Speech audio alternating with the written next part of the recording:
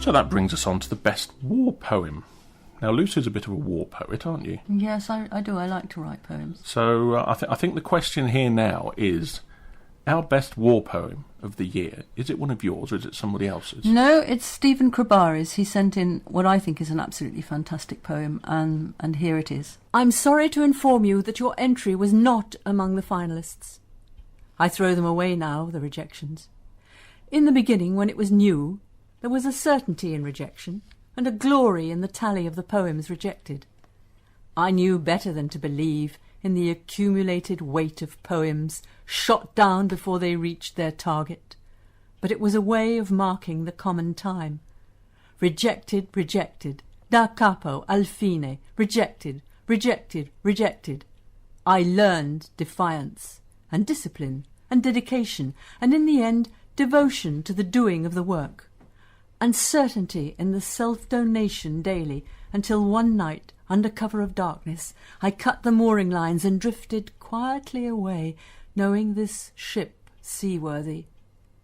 Today, as I pulled the dried petals from a purple rose, I wondered about those poets who found themselves entrenched in war and found the courage to look at what had happened to them, the courage to look at what had happened around them and what had happened, and to send home what they could while there was time.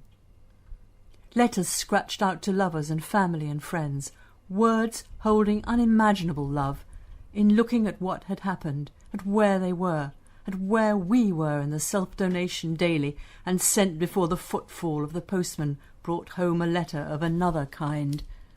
I'm sorry to inform you that your entry was not among the living.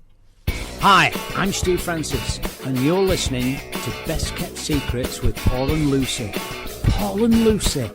Ooh, I could jump off a doll's house.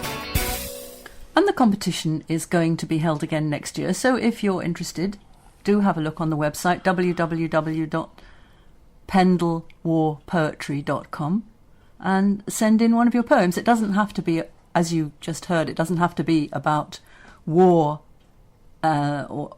directly. It can be about any conflict, an internal conflict. One or two of the entries were about domestic violence, for instance. Anything like that, any subject that moves you.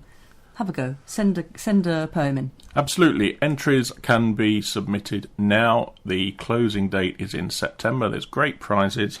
Check out the website www.pendlewarpoetry.com. Right, I've had